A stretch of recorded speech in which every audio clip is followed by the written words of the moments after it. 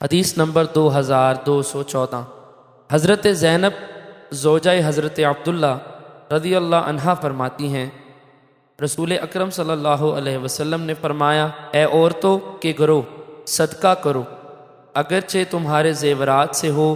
وہ فرماتی ہیں، میں نے اپنے خاوند حضرت عبداللہ بن مسعود رضی اللہ عنہ کے پاس واپس آئی تو میں نے کہا، آپ مفلس اور خالی ہاتھ ہیں، اور رسول اکرم صلی اللہ علیہ وسلم نے ہمیں صدقہ کرنے کا حکم دیا ہے۔ تو حضور صلی اللہ علیہ وسلم کی خدمت میں حاضر ہو کر پوچھئے، اگر آپ کو دینا ہمیں کفایت کرتا ہے تو ٹھیک ہے، ورنہ میں کسی اور کو دے دوں۔ فرماتی ہیں، انہوں نے فرمایا، تم خود جا کر پوچھ لو۔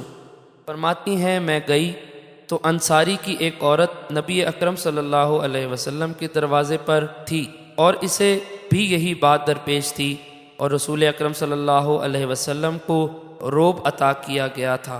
فرماتی ہیں، حضرت بلال رضی اللہ عنہ باہر آئے تو ہم نے کہا، رسول اکرم صلی اللہ علیہ وسلم کے پاس جا کر اطلاع کیجیے کہ دروازے پر دو عورتیں آپ سے پوچھنا چاہتی ہیں کہ کیا وہ اپنا صدقہ اپنے خاوندوں اور ان یتیم بچوں کو دے سکتی ہیں جو ان کی پرورش میں ہیں، اور یہ نہ بتانا کہ ہم کون ہیں۔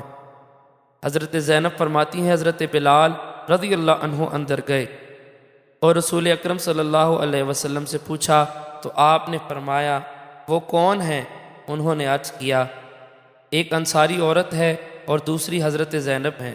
نبی اکرم صلی اللہ علیہ وسلم نے پوچھا، کون سی زینب؟ عرض کیا، حضرت عبداللہ بن مسعود رضی اللہ عنہ کی بیوی۔ رسول اکرم صلی اللہ علیہ وسلم نے فرمایا، ان کے لیے 2 گنا ثواب ہے، قرابت کا ثواب بھی اور صدقہ کا ثواب بھی۔